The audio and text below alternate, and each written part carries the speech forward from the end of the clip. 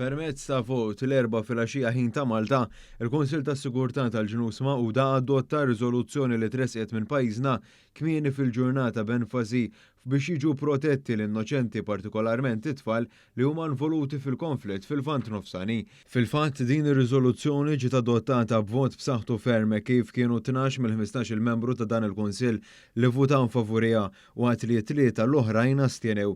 Stqarrija mill-Gvern Malti deskrivit il-vot bħala pass importanti fid-direzzjoni tajba kif pajjiżna se jkompli jaħdem b'mod attiv dwar il-konflitt fil-Lvant Nofsani bilan li jissalvagwardja l-ħajjiet taċ-ċivili. Ir-riżoluzzjoni mfassla mill-Missjoni Permanenti Maltija l-Ġnus Magħquda talbet għall-għajnuna urġenti u kurituri estiżi umanitarji fil-medda ta' Gaza flimkien mal-ħelsien immedjat ta' ostaġġi tfal mill-Ħamas.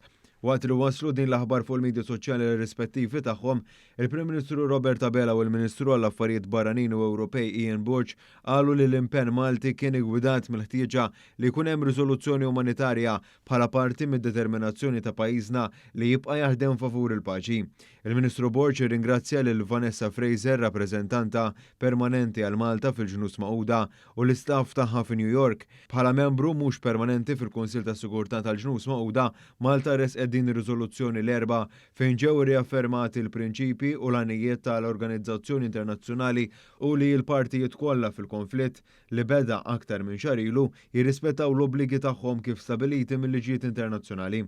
Ir-riżoluzzjoni tenfasizza li l-liġi umanitarja internazzjonali tipprovdi il-protezzjoni ġenerali għat-tfal meqjusin bħala li ma jieħdu sehem fl-ebda ostilitajiet u għaldaqstant għandhom dritt għal protezzjoni speċjali bħala vulnerabbli.